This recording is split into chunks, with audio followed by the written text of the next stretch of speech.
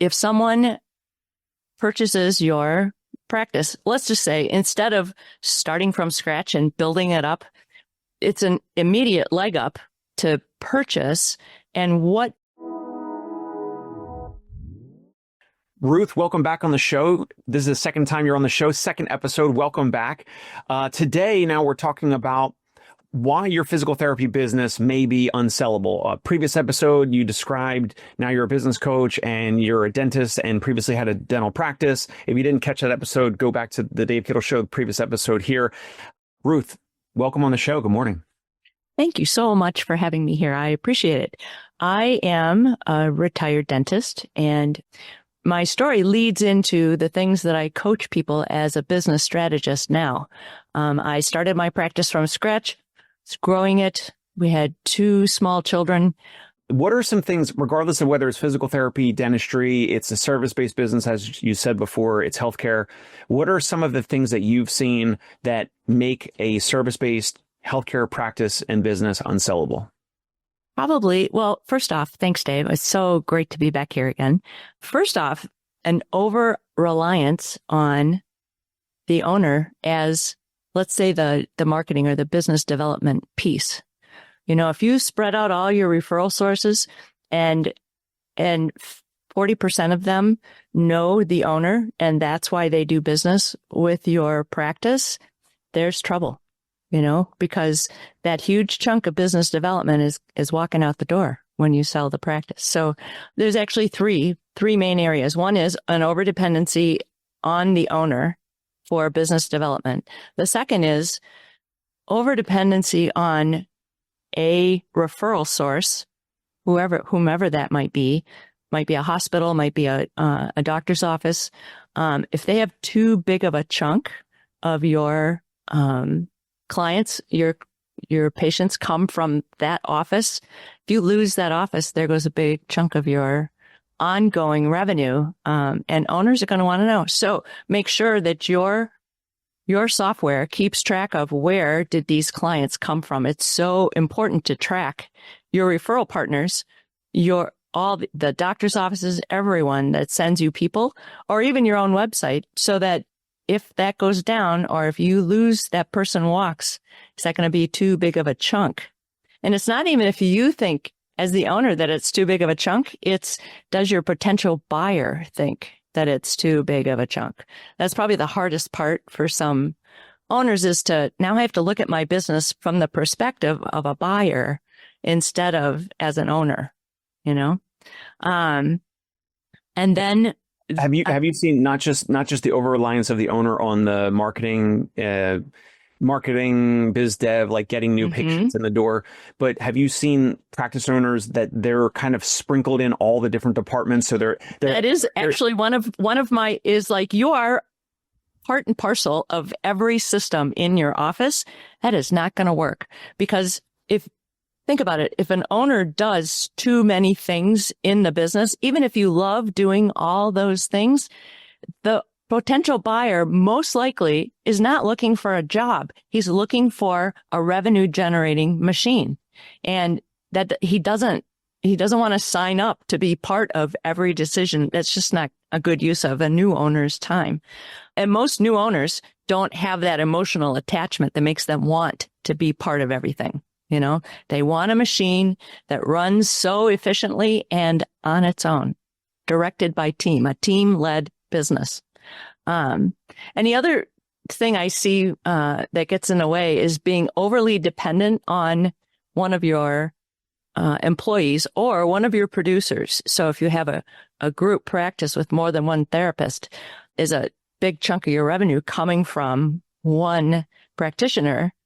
Because again, if they walk out the door, there goes your cash flow. You know, there goes your profit margin. So yeah, over dependency on one of any of those three is it's hard. It's hard to, the other two things that I think are really important is, how is your company different than anybody else in your area that does the exact same thing? Like, how are you differentiated from all the other physical therapy practices in the area? And it goes for all of healthcare. You know, if you are vanilla flavored and just the same as every other physical therapy practice, you just made a commodity out of yourself and people are going to go for a low price, So differentiation is hugely important. And the other piece that I encourage people to think about so that you're not unsellable, is your competitive advantage. What if someone purchases your practice? Let's just say instead of starting from scratch and building it up, it's an immediate leg up to purchase. And what is it about your business that gives them the biggest competitive advantage? Were you the first one in the area?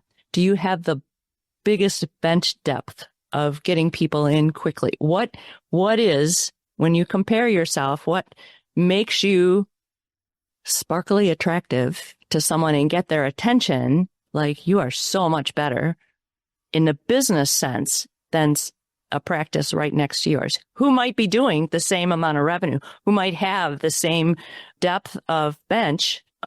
What is it that, because those are the pieces that will keep you from being unsellable.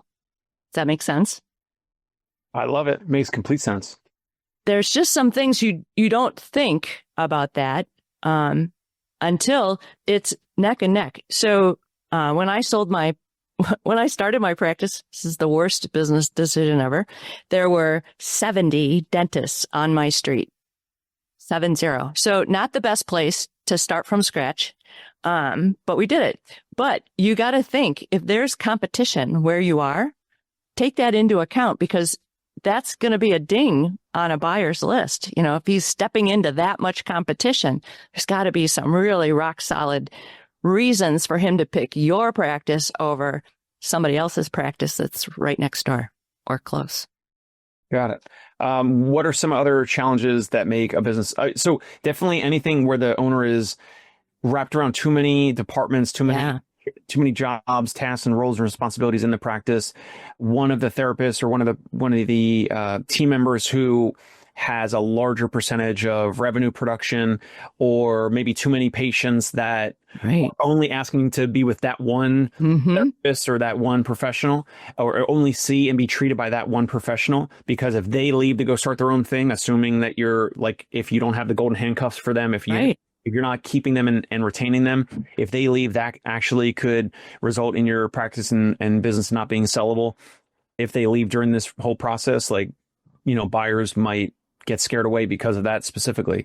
What are some other things? Obviously, so too many things wrapped around the business owner. Do you help and do you coach practice owners around delegation and kind of delegating a lot of these roles and responsibilities? Because the more that can be delegated and taken off their plate, then you can show a buyer, this is how, if they get hit by a bus, if they want to go move to Europe and exit the practice or whatever, the practice will continue to operate and generate this amount of cash flow without the owner being involved in every decision and every aspect of the business. Right. And another piece that gets overlooked, because we just don't talk about it all the time, when someone purchases your practice, they're going to want to go into a growth mode immediately. So if they're smart, they will look at each of your providers, each of your producers, and see, what is their capacity? Are they at full capacity? Because if I want to do a lot of growth and everyone that works in the business I just purchased is running at their max, like they have no capacity, that's not interesting to me, because I'm going to have to start hiring right away. I can't right out of the gate. So I encourage my clients to build in some underutilized capacity so that you can add that to the things. Like, it's very attractive to me as a buyer of a business. I've purchased practices before. It's very enticing to me to see they are built to grow now. Like, I don't have to wait 3 months to stock up the right people that know how to grow a business. They have it built in. If a buyer wants to grow fast, having that capacity available is very, very encouraging. And it's something to make sure that sellers talk about, that these people are poised. They are hungry. They are ready to go. Interesting. I want to play both sides of the fence here on this. like one practice owner we just spoke with, amongst their team and their therapists, like the first 3 therapists that the practice owner mentioned, it was like therapist A is at 90% capacity, therapist B is at 70% capacity, so they need X amount of more visits and evaluations this week. Therapist C was around 75% capacity. Mm-hmm. So you're saying that might be okay. Like for me, it's like, if I'm considering buying that practice, right? And whether I'm the smaller buyer or it's a corporate buyer, whatever, we all want growth. We want to catch some upside. Mm-hmm. But if I buy that specific practice, it's going to be my time and effort and money to get those therapists B and C busier, to get them up to 80% and 90% capacity. So I need to have a playbook that works. I need to have marketing that's dialed in. I need to have them not be resistant to being a little bit busier more often. Sure. There's so many components to it. Versus if we're acquiring a practice and therapists A, B, and C are all at 90% capacity, yes, I know they're kind of maxed out already, but that might also show some stability around maintaining a busy schedule. So I'm just trying to play both sides of the... Oh, no, this is good. So thank goodness. And this brings up a point that I'm sorry, I forgot. All buyers are not the same. They are not looking for the same thing. We like to lump them into, the buyer wants this and the buyer wants that.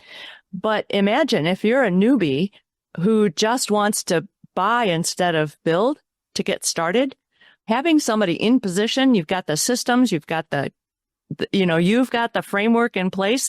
So you can go out, if you love marketing, you could go out and meet the world and you've got somebody back there ready to go, On the other hand, yes. So you have to know your buyer and what they're looking for, because all buyers are not created equal. Some are better matches. And I think a good broker is going to quiz both sides on what are you looking for?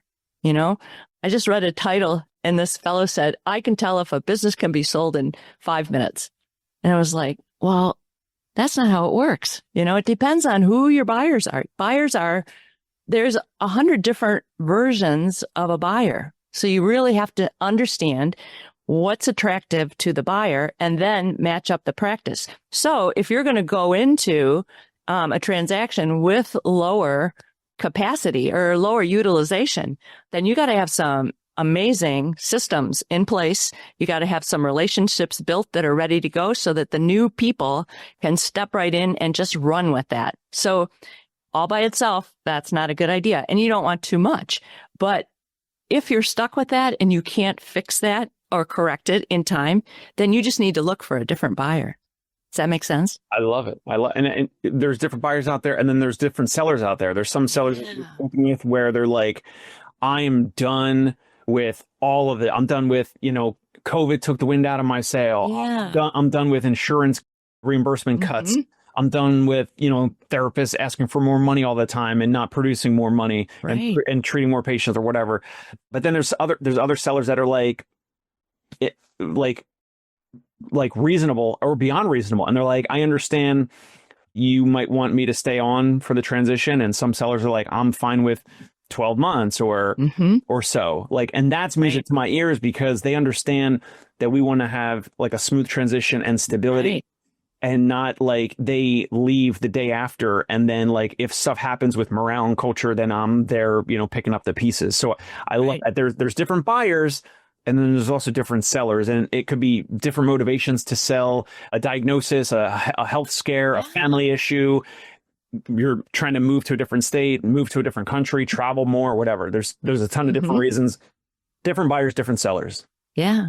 And so I think that our owners should not believe everything they think. Someone told me that quote a long time ago, and it is so true. Because if you listen to all the things you just said, when it comes to like, wow, all of a sudden I have to sell my practice. Well, this and this, all these ideas about what's right, what's wrong, what's going to work and what's not going to work. Just don't believe all of that until you do some really good thinking about what works really, really well, what doesn't work so well in my practice, because everybody's got stuff that doesn't work totally well. And what kind of buyer would be interested in that combination, So I encourage people, don't believe everything you think or everything you've heard, really work. Just believe what Dave and Ruth said. That's right. We're good. We'll get you through this. Excellent. Ruth, Yeah. this was awesome. What's a good place on the internet, whether it's email address, website, LinkedIn? What's a good place for the audience to reach out to you if they want to connect further, learn about your coaching, how Sure. you'd be able to help them, your resources? I know you said you also have a resource for the audience, Yes, which we'll we link do. in the description below. But what's a good place for them to connect with you further? I would encourage them to go to prepitnow.com. We have some resources there for your listeners. And in the midst of getting those resources, you'll get my personal email. And anyone that has questions, that's a great way to reach out to me. And I'm on LinkedIn, we're on Instagram, but prepitnow.com is the easiest place to start. Excellent. Ruth, thank you so much for your time. Thanks for This has coming on. been great. I truly appreciate it. Thank you so much. Thank you. Hey, it's Dave Kittle. Are you a healthcare business owner or physical therapy practice owner who is looking to figure out your succession plan or exit strategy? We might be able to help. And in fact, we may be interested in acquiring your practice. If you're interested, you can reach out to me. Shoot me an email at dave@conciergepainrelief.com. That's DAVE@CONCIERGE painrelief.com, or you can call me at any time, 646-781-8884.